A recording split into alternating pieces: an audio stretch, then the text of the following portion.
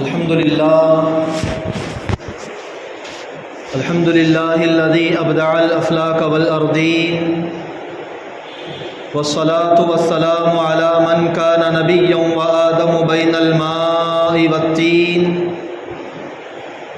وعلى آله وأصحابه أجمعين. أما بعد،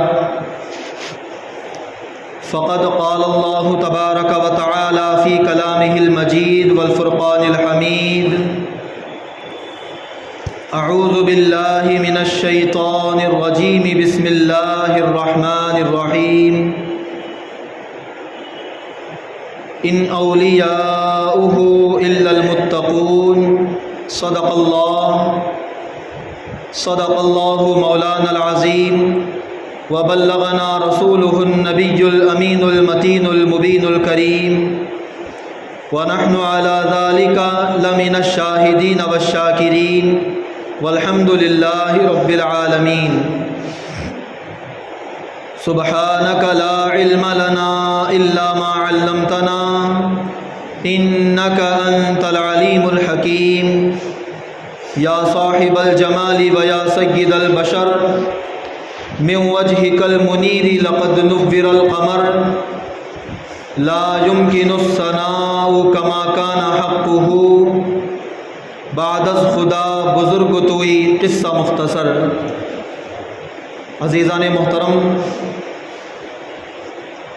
بزرگوں اور دوستوں، نوجوان ساتھیوں اور پیارے بچوں، آئیے کچھ کہنے اور سننے سے پہلے ہم اور آپ مل کر حضور آقا نامدار، مدینے کے تاجدار، دونوں عالم کے مالک و مختار، سید ابرار و اخیار، کائنات کی اولین فصل بہار، حبیب پروردگار، امت کے غمخوار، جناب احمد مجتبی محمد مصطفیٰ، ارواحنا فدا صلی اللہ تعالی علیہ وسلم کے دربار پربہار میں اپنی غلامی کا ثبوت دیتے ہوئے ایک مرتبہ جھوم کر بآواز بلند درود پاک پڑھ لیجئے: اللہم صلی علی سیدنا و مولانا محمد صاحب التاج والمعراج، صلاۃ و سلام علیک یا سیدی یا حبیبی یا مکی مدنی یا رسول اللہ صلی اللہ تعالی علیہ وسلم.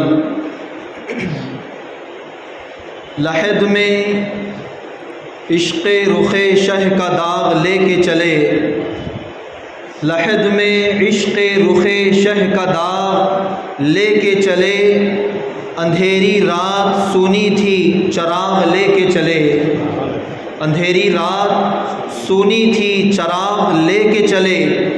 لحد یعنی قبر، لحد میں عشق رخ شہ کا داغ یعنی شہنشاہ انبیاء کی محبت کا داغ لے کے. داغ جو ہوتا ہے عام طور پہ داغ دھبا، یہ ایک کالا ہوتا ہے. داغ ہمیشہ کالا ایک دھبا ہوتا ہے، اور جو کالا دھبا ہو اس سے کبھی روشنی نہیں ملتی، وہ کبھی نور نہیں پھیلاتا، اجالا نہیں دیتا.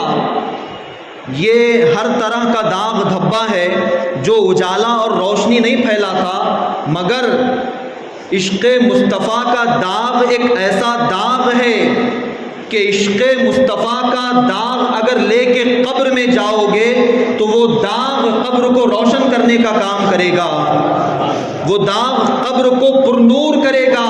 لحد میں عشق رخ شہ کا داغ لے کے چلے، اور قبر کی رات اندھیری رات ہے، اندھیری رات سونی تھی چراغ لے کے چلے.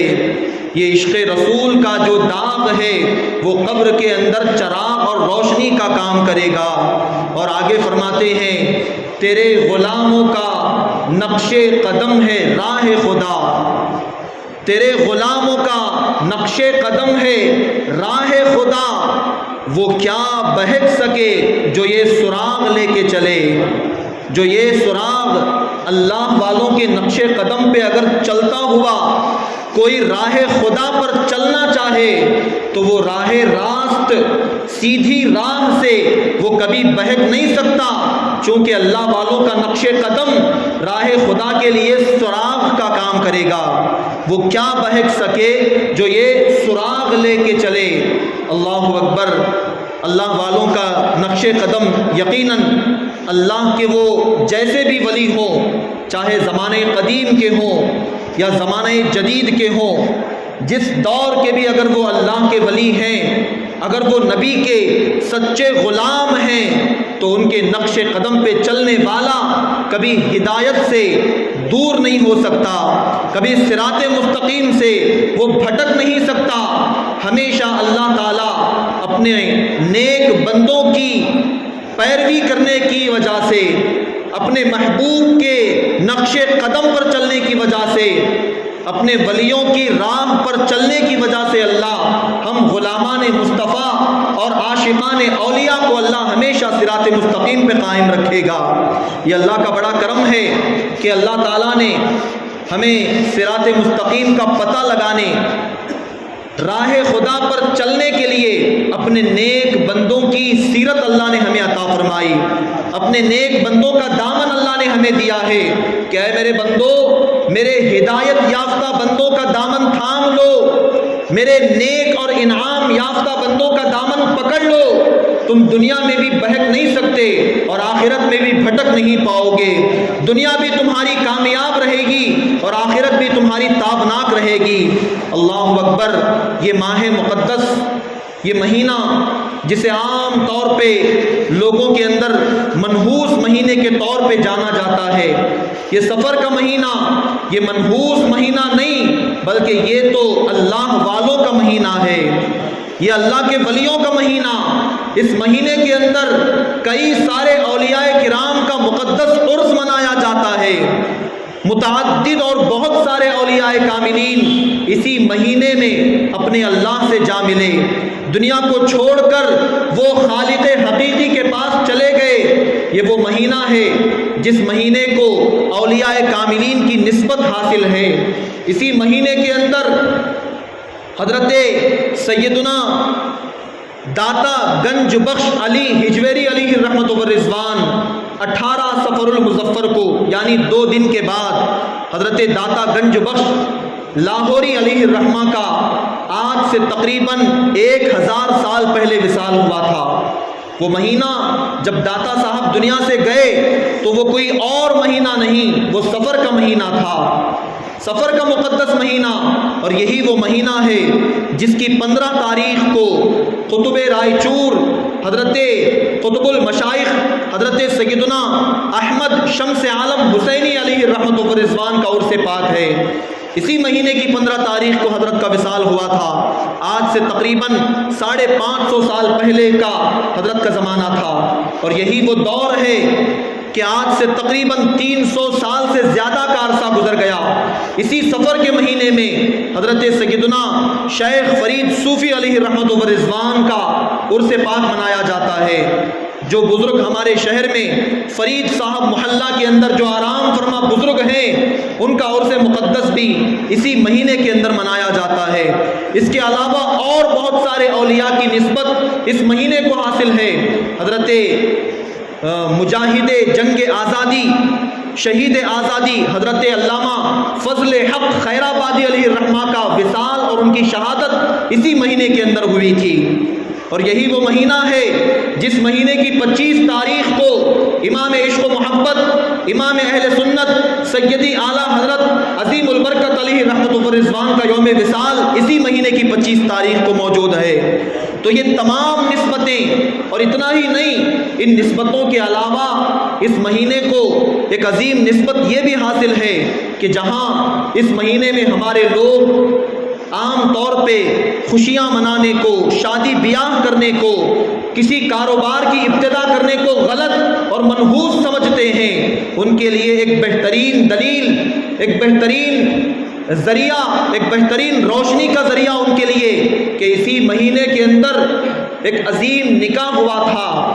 دنیا کے اندر سفر کے مہینے میں آج سے سے تقریباً 1400 سال پہلے ایک نکاح ہوا تھا. وہ نکاح سفر کے مہینے میں ہوا تھا. وہ کس کا نکاح تھا؟ وہ نکاح تھا خاتون جنت حضرت فاطمہ زہرا اور مولائے کائنات حضرت علی مرتضیٰ کا نکاح تھا. وہ مقدس نکاح سفر کے مہینے میں ہوا تھا. ذرا تصور تو کرو، غور تو کرو، کیا حضرت علی اور فاطمہ کی زندگی سے کامیاب زندگی کسی اور کی ہو سکتی ہے؟ کیا ان کے جیسا نکاح، ان سے بہتر نکاح کیا کسی اور کا ہو سکتا ہے؟ ارے جب اللہ کے ان مقدس بندوں نے اپنی شادی اور نکاح کو سفر کے مہینے میں انجام دیا اور ان کی زندگی، ساری زندگی ان کی کامیاب و کامران بن گئی، جن کا نکاح ساری دنیا کے لیے ایک بہترین مشعل راہ ہے، جن کی زندگی اور نقش قدم پر چل کر اللہ نے عام بندوں کو ولایت کا منصب عطا فرمایا. حضرت خاتون جنت کا جو پردہ، جو ان کی چادر تطہیر تھی، اگر اللہ اس کا صدقہ کسی کو عطا فرماتا ہے تو وہ اپنے وقت کی رابعہ بصریہ بن جاتی ہیں. ایسی عظیم خاتون حضرت فاطمہ جن کا نکاح سفر کے مہینے میں ہوا، اور ہم یہ سمجھتے ہیں کہ سفر کے مہینے میں نکاح نہ کرو، یہ مہینہ منحوس ہے، یہ مہینہ بیماریوں والا، نحوستوں والا مہینہ ہم جسے سمجھتے ہیں. میرے عزیزوں، کوئی مہینہ، کوئی سال، کوئی دن، کوئی ہفتہ نحوست والا نہیں ہوتا. سارے دن اللہ کے ہیں، سارے مہینے اللہ کے ہیں، سارے ہفتے، سارے سال اللہ کے ہیں. خدا نہ چاہے تو چاہے جیسا بھی مہینہ ہو، جیسا بھی وقت ہو، کوئی انہونی ہونے کا نام نہیں لیتی. اللہ کی مرضی نہ ہو تو کچھ برا نہیں ہو سکتا، اور اگر ہمارے مقدر کے اندر کچھ غلط ہونا لکھا ہے، اگر کوئی حادثہ، کوئی نقصان، جیسے کاروبار شروع کرنا، بہت سارے لوگ گھر کی تعمیر کا کام شروع کرنا اس مہینے میں غلط تصور کرتے ہیں اور سمجھتے ہیں کہ اس مہینے میں گھر کی تعمیر کا کام بھی نہ کریں، اس مہینے کے اندر کوئی بزنس اور کاروبار کی شروعات بھی نہ کرو. یہ لوگوں کا نظریہ، یہ خیال ہے. ابھی کچھ دن پہلے ایک صاحب نے فون کر کے پوچھا کہ گھر کا تعمیری کام شروع کروانا ہے، کیا اس مہینے میں کرنا جائز ہے یا نہیں، بہتر ہے یا نہیں؟ ذرا تصور تو کرو، آخر کیا اس مہینے کے اندر برائی ہے؟ کون سی اس مہینے کے اندر نحوست اور کیا اس مہینے کے اندر غلط بات ہے؟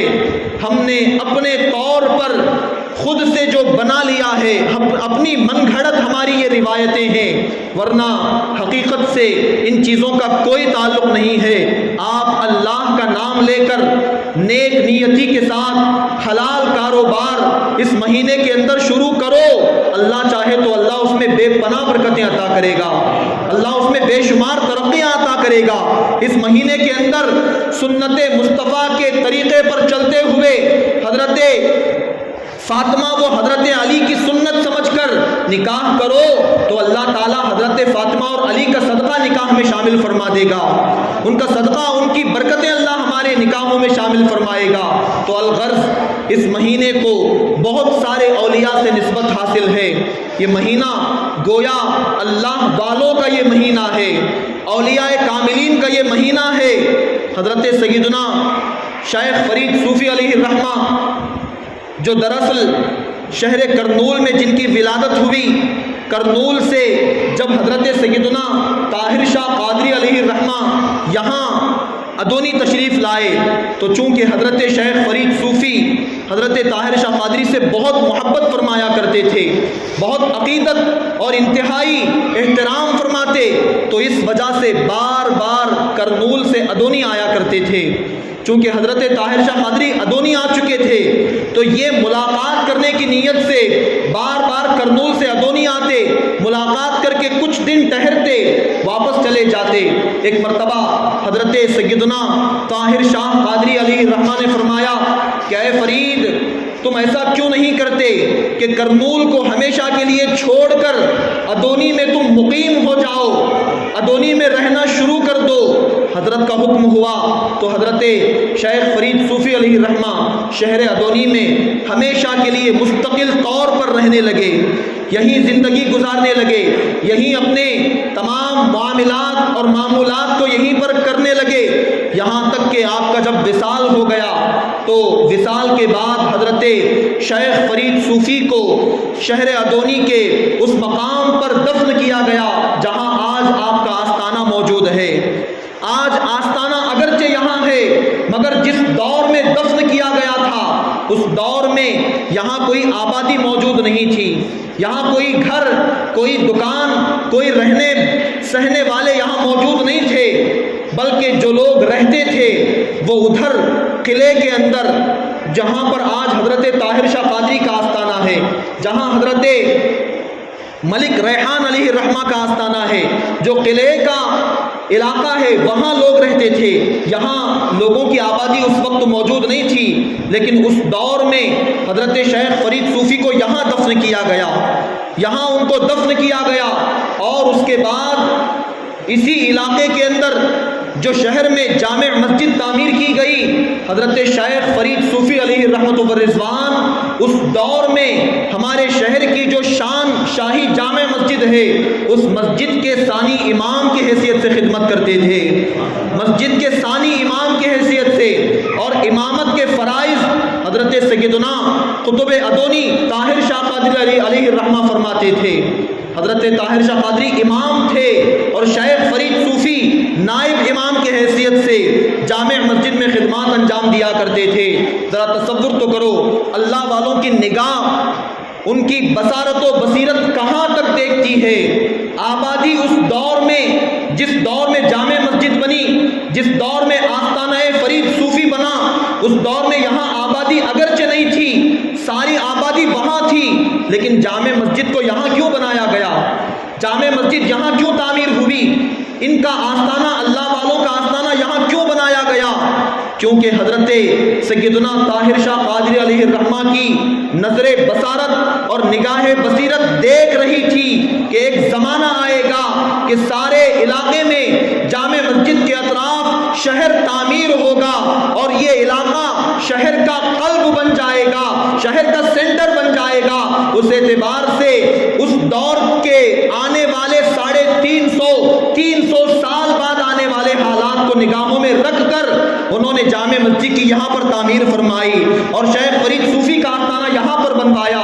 یہ اللہ والوں کی بصیرت ہے، یہ وہ سب کچھ دیکھ سکتے ہیں جو اور کوئی بندہ دیکھ نہیں سکتا۔ ان کی نظر وہاں تک جاتی ہے جہاں کسی اور کی نظر نہیں پہنچتی۔ میرے آقا نے فرمایا اتقوا بفراست المؤمن فإنه ينظر بنور اللہ۔ حضور فرماتے ہیں کہ مومن کی فراست سے بچو، مومن کی بصیرت اور فراست سے بچو، اس لیے کہ جب وہ دیکھتا ہے تو وہ اللہ کے نور سے دیکھتا ہے، وہ اللہ کے نور سے مشاہدہ کرتا ہے۔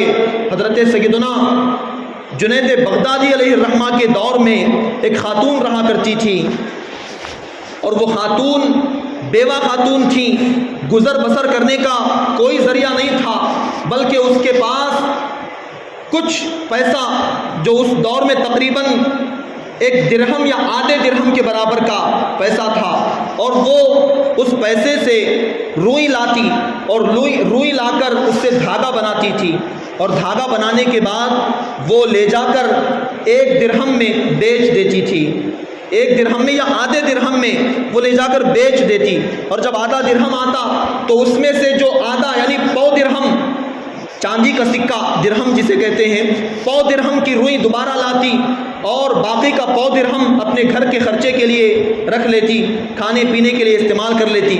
تو پو درہم کی روئی لاتی، اس کا دھاگا بناتی اور اس کو لے جا کر آدھے درہم میں بیچتی، پھر آدھے درہم کا آدھا حصہ روئی لاتی اور باقی کا آدھا گھر کے کام میں خرچ کرتی۔ یہی اس کا طریقہ، یہی اس کا گھر چلانے کا ذریعہ تھا۔ شوہر نہیں تھا، اولاد نہیں تھی، اکیلی خاتون تھی۔ ایک دن دھاگا بنا کر گھر کے باہر سوکھنے کے لیے رکھ کر کہیں چلی گئی، کسی کام سے گھر کے اندر چلی گئی، تو باہر آنے کے بعد دیکھا تو اس دھاگے کو ایک کوا اٹھا کر لے کر چلا گیا۔ تھوڑا سا دھاگا تھا، کوا اٹھا کر لے کے چلا گیا۔ اب یہ پریشان ہو گئی، گھر چلانے کا ایک ہی ذریعہ، وہ دھاگا بیچ کر آدھا حصہ گھر چلانے کے لیے پیسہ ملتا، باقی کا آدھا نیکسٹ آنے والے دن کے لیے دھاگا بنانے کے کام آتا۔ اب دھاگا پورا کوا اٹھا کر لے کر چلا گیا، بڑی پریشان ہوئی، اب میرا گھر کیسے چلے گا؟ ایک عام غریب خاتون تھی، کوئی امیر آدمی ہو اس کا 1,00,000 روپے کا نقصان ہو جائے اسے فرق نہیں پڑتا، وہ دوبارہ کہیں اور سے کما لے گا، کہیں اور سے اکٹھا کر لے گا، ایڈجسٹ کر لے گا۔ مگر کوئی غریب آدمی جس کے پاس پہلے ہی سے کچھ نہ ہو، اگر اس کا نقصان ہو جائے تو وہ اور پریشان ہوتا ہے۔ وہ کہتا ہے کہ پہلے ہی سے کچھ نہیں، اب جو کچھ تھا وہ بھی چلا جا رہا ہے، وہ بھی نقصان میں جا رہا ہے، وہ اور پریشان ہو جائے گا۔ اب وہ خاتون سیدھے حضرت جنید بغدادی کی بارگاہ میں گئیں، اور جانے کے بعد فوراً جب حضرت کے بارگاہ میں پہنچی تو پہلے سے کچھ لوگ وہاں موجود تھے اور حضرت ان سے بات کر رہے تھے۔ وہ خاتون چلاتی ہوئی روتی ہوئی حضرت جنید بغدادی کی بارگاہ میں گئیں تو آپ نے اسے اشارہ کر دیا کہ رک جاؤ، پہلے میں ان سے بات کر لوں، اس کے بعد میں تجھ سے بات کروں گا، پہلے ان مہمانوں سے میں بات کر لوں۔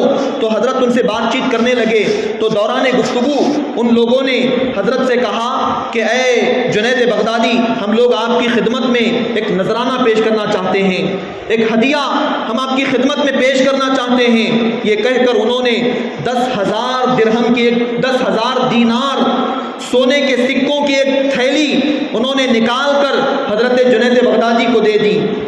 وہ لوگ جو آئے تھے 10,000 درہم کا دینار کا ایک تھیلی نکال کے حضرت جنید بغدادی کو وہ لوگ دے دیے۔ تو حضرت جنید بغدادی نے پوچھا کہ ذرا یہ تو بتاؤ کہ تم یہ جو تھیلی دے رہے ہو 10,000 سونے کے سکے، یہ کس لیے تم دے رہے ہو؟ تو انہوں نے کہا کہ حضرت بات دراصل یہ ہے کہ ہم لوگ ایک کشتی میں سمندر کا سفر کرتے ہوئے آ رہے تھے اور ہماری کشتی اچانک ہماری کشتی جو ہے چمڑے کی بنی ہوئی تھی، لکڑی کے اوپر چمڑا لگا ہوا تھا، اور ایک جگہ سے ہماری کشتی کا جو چمڑا تھا وہ پھٹ گیا اور کشتی میں پانی آنا شروع ہو گیا۔ پانی کشتی میں زیادہ ہونے لگا اور ہم کو ایسا لگا کہ اور کچھ دیر پانی آتا رہے گا تو کشتی ڈوب جائے گی، ہم سب کے سب مر جائیں گے۔ ہمیں ایسا لگنے لگا کہ کشتی ڈوب جائے گی، یہی ہم سوچ رہے تھے کہ کیا کیا جائے۔ اچانک ہم نے دیکھا کہ اوپر سے ایک کوا آیا اور وہ کوا ایک دھاگا لا کر ہماری کشتی میں گرا کر چلا گیا۔ ایک دھاگا وہ کوا لا کے گرا کر یہاں سے چلا گیا، اور وہ دھاگا بالکل اتنا ہی تھا جتنا ہماری کشتی میں پھٹن پڑا ہوا تھا، جتنا چمڑا پھٹا ہوا تھا۔ وہ دھاگے سے ہم نے کشتی کا چمڑا سی دیا تو کشتی میں پانی آنا بند ہو گیا، پانی آنا بند ہو گیا، ہماری جان بچ گئی، اور ہم نے یہ سوچ لیا کہ ہم یہاں سے جائیں گے تو حضرت جنید بغدادی کی خدمت میں حاضر ہو کر 10,000 سونے کے سکے ہدیے کے طور پر ہم پیش کریں گے۔ ہم نے یہ سوچا تھا، اسی لیے ہم آپ کی خدمت میں یہ ہدیہ پیش کر رہے ہیں۔ یہ سارا ماجرا حضرت جنید بغدادی پہلے سے جانتے تھے، لیکن بتانا، اس خاتون کو بتانا مقصد تھا۔ حضرت جنید اس عورت کو بتانا چاہتے تھے۔ جب انہوں نے پورا واقعہ بیان کیا تو حضرت جنید بغدادی نے عورت سے مخاطب ہو کر کہا کہ اے خاتون، اب دیکھ لے، تو شکایت کرتی ہوئی آئی تھی کہ تیرے پاس اس آدھے درہم کے دھاگے کے علاوہ کچھ بھی نہیں ہے۔ تو یہ شکایت کر رہی تھی کہ اللہ نے میرا وہ آدھے درہم کا دھاگا بھی لے لیا۔ تو اللہ کے بارے میں یہ کہتے ہوئے آئی کہ جو بھی تھا اللہ نے وہ بھی چھین لیا۔ اب ذرا دیکھ لے کہ تیرا آدھے درہم کا دھاگا وہ کہاں جا کے لگا، وہ کتنا کام آیا، اور اس آدھے درہم کے بدلے اللہ نے آج تجھے 10,000 سونے کے سکے عطا فرمائے ہیں۔ 10,000 سونے کے سکے حضرت جنید بغدادی نے وہ اٹھائے اور اس خاتون کو دے دیے اور کہا یہ ہوتا ہے اللہ کا عطا کرنا، یہ ہوتا ہے اللہ کی عطا۔ اللہ جب عطا کرنے پر آتا ہے تو آدھے درہم کا دھاگا لے کر اس کے بدلے اللہ 10,000 سونے کے سکے عطا فرما دیتا ہے۔ انسان کو جلدی بازی نہیں کرنی چاہیے۔ اللہ کا کام فعل الحکیمی لا یخلو عن الحکمہ، اللہ حکمت والا ہے، وہ حکیم ہے، اور حکیم کا کوئی کام حکمت سے خالی نہیں ہوتا۔ اللہ جو کرتا ہے اس میں بندوں کی بہتری ہوتی ہے، اللہ جو بھی کرتا ہے اپنے اس کے بندے کا اس میں بھلا اور خیر خواہی پوشیدہ ہوتی ہے، مگر ہم سمجھ نہیں پاتے، ہم اسے سمجھ نہیں سکتے اور شکایت کرنے لگتے ہیں کہ مجھے اتنا نقصان ہو گیا، میرا ایسا ہو گیا، اتنا مجھے خسارہ ہو گیا، ایسی بیماری آ گئی، یقین کرو اللہ جب بیماری دیتا ہے تو اس بیماری کے بدلے اللہ تعالیٰ ہمارے گناہوں کو معاف فرماتا ہے، اللہ ہمارے گناہوں کو مٹا دیتا ہے۔ جب کوئی آزمائش ہم پہ آتی ہے، جب کوئی پریشانی آتی ہے تو اس کے بدلے اللہ ہمارے درجات کو بلند فرمایا کرتا ہے۔ اللہ کا یہ کام حکمت سے خالی نہیں ہوتا۔ تو حضرت داتا گنج بخش علیہ الرحمہ کا بھی اسی مہینے کے اندر یوم وصال ہے۔ یہ وہ عظیم بزرگ ہیں کہ حضرت داتا گنج بخش کو دنیا سے گئے ہوئے تقریباً 1000 سال کا عرصہ گزر رہا ہے۔ 1000 سال پرانے بزرگ جن کا مقام یہ مقام ہے کہ شیخ عبد القادر جیلانی حضرت غوث اعظم رضی اللہ تعالیٰ عنہ نے فرمایا تھا کہ اگر میرے زمانے میں حضرت داتا گنج بخش باحیات ہوتے، یعنی وہ اگر روئے زمین پر زندہ ہوتے، تو غوث اعظم فرماتے ہیں کہ میں اپنا ہاتھ حضرت داتا گنج بخش کے ہاتھ میں دے کر میں ان کا مرید بن جاتا۔ غوث پاک فرماتے ہیں کہ میں ان کا مرید بن جاتا۔ ایسے عظیم بزرگ کا نام حضرت داتا گنج بخش علی ہجویری علیہ الرحمہ، جن کا آستانہ آج بھی پاکستان میں لاہور شہر میں موجود ہے۔ لاکھوں لوگ وہاں پر زیارت کی نیت سے حاضر ہوتے ہیں۔ حضرت سیدنا سلطان الہند خواجہ غریب نواز گیسود خواجہ غریب نواز علیہ الرحمہ جب ہندوستان تشریف لا رہے تھے تو پاکستان سے ہوتے ہوئے لاہور شہر سے ہوئے آ رہے تھے، تو اس دور میں غریب نواز نے 40 دن تک حضرت داتا صاحب کی مزار پہ چلہ کشی فرمائی ہے۔ 40 دن تک وہاں پر رہ کر غریب نواز نے عبادت و ریاضت فرمائی اور حضرت داتا گنج بخش علیہ الرحمہ کے فیوز و برکات انہوں نے حاصل کیے، ان کا فیضان حاصل کیا۔ اور جب جانے کا وقت آیا، رخصت ہونے لگے، تو حضرت غریب نواز نے ایک بڑا پیارا شعر وہاں پر کہا، جو شعر آج بھی داتا صاحب کے آستانے پر لکھا ہوا ہے۔ غریب نواز نے فرمایا، گنج بخش فیض عالم مظہر نور خدا، ناقصارا پیر کامل کاملارا رہنما، ناقصارا پیر کامل کاملارا رہنما۔ یعنی غریب نواز نے فرمایا کہ یہ داتا صاحب جو ہیں، ان کا جو مزار ہے، یہ ساری دنیا کو فیض عطا کرنے والا خزانہ ہے۔ گنج بخش فیض عالم، ساری دنیا کو اپنے فیضان کا خزانہ عطا کرنے والے داتا صاحب مظہر نور خدا، اور نور خدا کا مظہر حضرت داتا صاحب کی شخصیت ہے۔ اور فرماتے ہیں ناقصارا پیر کامل، یعنی جو ناقص ہیں، جو کمتر ہیں، ان کے لیے داتا صاحب ایک پیر کامل کی حیثیت رکھتے ہیں، اور جو کامل ہیں، جو پہلے سے پہنچے ہوئے ہیں، ایسے عظیم لوگوں کے، ایسے عظیم بزرگوں کے لیے داتا صاحب کی شخصیت ایک رہنما کی حیثیت رکھتی ہے۔ یہ حضرت غریب نواز نے حضرت داتا صاحب کے بارے میں فرمایا۔ اور حضرت سیدنا بابا فرید الدین گنج شکر علیہ الرحمہ جب بھی لاہور پہنچتے، حضرت داتا صاحب کی مزار پر پہنچتے، تو مزار کے قریب نہ جاتے، بلکہ دور دروازے پر کھڑے ہو کر وہیں سے فاتحہ پڑھتے اور واپس ہو جاتے۔ ایک مرتبہ کسی نے پوچھا کہ حضرت اتنی دور سے آپ آتے ہیں، اتنی دور سے یہاں پر آپ حاضری دیتے ہیں، تو مزار کے قریب کیوں نہیں آتے؟ اتنی دور سے فاتحہ پڑھ کے واپس کیوں چلے جاتے ہیں؟ تو اللہ اکبر، اللہ والوں کی عاجزی دیکھو اور داتا صاحب کا مقام و مرتبہ دیکھو۔ بابا فرید الدین گنج شکر جیسے اپنے وقت کے عظیم بزرگ نے فرمایا کہ کتے کا کام چوکھٹ پہ پڑا رہنا ہے، کتا کبھی اندر نہیں جاتا، مالک کی چوکھٹ پہ رہ کر وہ رکھوالی کرتا ہے، اور میری حیثیت داتا صاحب کے سامنے بس اتنی سی ہے، اسی وجہ سے مزار تک جانے کی ہمت نہیں کرتا، چوکھٹ پہ آتا ہوں، پہرا دیتا ہوں اور واپس چلا جایا کرتا ہوں۔ سبحان اللہ، یہ مقام ہے حضرت داتا گنج بخش علیہ الرحمہ کا۔ حضرت داتا صاحب جیسی عظیم شخصیت، اتنا بڑا آدمی، 1000 سال پہلے کے عظیم بزرگ ہیں، فرماتے ہیں کشف المحجوب ایک کتاب حضرت داتا صاحب کی طرف منسوب یہ کتاب ہے۔ داتا صاحب نے اس کتاب کو لکھا ہے جس کے اندر آپ لکھتے ہیں کہ اللہ کو بہت جلد راضی کرنے کا طریقہ، اللہ کو بہت جلدی اگر راضی کرنا چاہتے ہو تو طریقہ کیا ہے؟ حضرت داتا صاحب نے لکھا ہے کہ اللہ کو بہت جلدی راضی کرنے کا طریقہ یہ ہے کہ اللہ کی مخلوق کے ساتھ بھلائی کرو، جتنا جلدی اللہ اس طریقے سے راضی ہوگا، دنیا میں کوئی طریقہ نہیں کہ اللہ اتنا جلدی راضی ہو جائے۔ اللہ کی مخلوق سے محبت کرو، اس کے ساتھ بھلائی کرو، مخلوق خدا سے محبت کرو گے، مخلوق خدا کی بھلائی کرو گے تو اللہ تعالیٰ بہت جلدی تم سے راضی ہو جائے گا۔ اور اس کے بعد ایک واقعہ انہوں نے لکھا ہے کہ بنی اسرائیل کا ایک شخص تھا، بڑا نیک تھا، اللہ کا ولی تھا، وہ آخری بات ہے انشاءاللہ، اس کے بعد بات ختم کر دیں گے۔ اللہ کا ولی تھا، وہ پہاڑ کی اونچائی پر جا کر وہاں اللہ کی عبادت کرتا تھا، اللہ کا ذکر کرتا تھا، اور لوگ پہاڑ چڑھ کر اس کے پاس جاتے، اس سے ملنے جایا کرتے تھے۔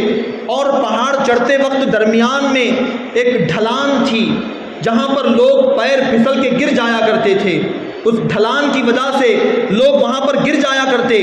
تو ایک مرتبہ اس اللہ کے ولی نے کہا کہ پتہ نہیں اللہ نے اس پہاڑ کو ایسا کیوں بنایا ہے، اللہ نے اس پہاڑ کو پتہ نہیں ایسا کیوں بنایا، یعنی اللہ کی بناوٹ پر اس نے انگلی اٹھائی، اللہ کی پیدائش اور تخلیق پر اس نے سوال کیا کہ اللہ نے اسے ایسا پتہ نہیں کیوں بنایا۔ اتنا کہنا تھا، اللہ تعالیٰ نے اس دور کے نبی کے پاس وحی بھیجی اور کہا کہ جاؤ میرے اس بندے اور ولی سے کہہ دو کہ میں نے اس کی ولایت کو واپس لے لیا اور اس کا نام میں نے نافرمانوں میں لکھ دیا ہے، نافرمانوں میں نے اس کا نام لکھ دیا۔ وہ نبی اس دور کے اس آدمی کے پاس آئے اور آنے کے بعد اسے اللہ کا پیغام سنایا کہ اللہ نے تیری ولایت کو واپس لے لیا ہے اور تیرا نام اللہ نے نافرمانوں کی لسٹ میں لکھ دیا۔ جیسے ہی اس نے سنا تو فوراً سجدے میں گر گیا اور اللہ کا شکر ادا کرنے لگا، اللہ کا شکر ادا کرنے لگا۔ اللہ کے نبی نے پوچھا کہ کس بات پہ تو اللہ کا شکر ادا کر رہا ہے، تیرا نام تو نافرمانوں میں لکھا گیا، شکر کس بات کا؟ تو اس بندے خدا نے کہا کہ اے اللہ کے نبی، بھلے ہی اللہ نے میرا نام نافرمانوں میں لکھ دیا، اب تک تو میں یہ سمجھ رہا تھا کہ میری حیثیت اللہ کی بارگاہ میں کچھ بھی نہیں ہے، لیکن آج آپ نے مجھے بتایا کہ اللہ نے میرا نام لے کر مجھے نافرمان کہا اور اللہ نے میرا نام لے کر میرے پاس آپ کو بھیجا ہے، تو مجھے یقین ہو گیا کہ اللہ کی بارگاہ میں میرا نام بھی لیا جاتا ہے، اللہ میرا نام لیتا ہے۔ اسی بات پر میں اللہ کا شکر ادا کر رہا ہوں، اسی بات میں اللہ کا شکر ادا کر رہا ہوں۔ اور اس کے بعد اس نے کہا کہ اے اللہ کے نبی، آپ اللہ تک میری یہ بات پہنچا دیجئے، میرا یہ پیغام آپ اللہ تک پہنچا دیں کہ اللہ نے جب میرا نام نافرمانوں میں لکھا ہے تو میرا یہ کہنا ہے، میری یہ خواہش ہے کہ اللہ جب میرا نام نافرمانوں میں لکھا ہے تو اللہ مجھے جہنم میں بھی ڈالے گا، جب مجھے اللہ جہنم میں ڈالے گا تو آپ اللہ سے یہ کہہ دو کہ اللہ میرے جسم کو اتنا بڑا کر دے، اتنا بڑا کر دے کہ پوری جہنم میں میرے جسم کے سوا کسی اور کو جگہ ہی نہ ملے، پورے جہنم کے اندر صرف میرا جسم پہنچ جائے، اتنا بڑا اللہ میرے جسم کو کر دے تاکہ اللہ کے دوسرے بندوں کو جہنم کی آگ کی تکلیف نہ پہنچنے پائے، جہنم کی آگ کی تکلیف کسی اور کو نہ پہنچے، میرا جسم اللہ اتنا بڑا کر دے، یہ میری خواہش ہے۔ اتنا اس نے کہا تو اللہ نے فوراً اسی مقام پر اپنے نبی کے پاس یہ وحی کو اتارا، یہ وحی اللہ نے نازل فرمائی کہ اے میرے نبی، میرے اس بندے سے کہہ دو کہ جب یہ میرا بندہ ہو کر میرے دوسرے بندوں سے اتنی محبت کرتا ہے کہ کسی اور کا جہنم میں جانا اس کو گوارا نہیں، جب یہ بندہ ہو کر اتنی محبت کر سکتا ہے، اتنا خیال کر سکتا ہے، تو میں رب ہو کر کیا کچھ نہیں کر سکتا، میں رب ہو کر کیا نہیں کر سکتا۔ میرے اس بندے سے کہہ دو کہ اس بات پر میں اس سے راضی بھی ہو چکا اور اس کا نام نافرمانوں سے مٹا کر فرما برداروں میں لکھ کر میں نے اس کو اس کی ولایت بھی واپس کرنے کا اعلان کر دیا ہے، اس کی ولایت بھی اللہ نے واپس کر دی، نافرمانوں سے نام نکال دیا گیا اور اللہ جو ناراض ہوا تھا اس سے اللہ راضی بھی ہو گیا۔ یہ مقام، یہ مرتبہ اسے جو ملا اللہ کی مخلوق سے محبت اور خیر خواہی کی بدولت، اللہ نے یہ مقام اسے عطا فرمایا۔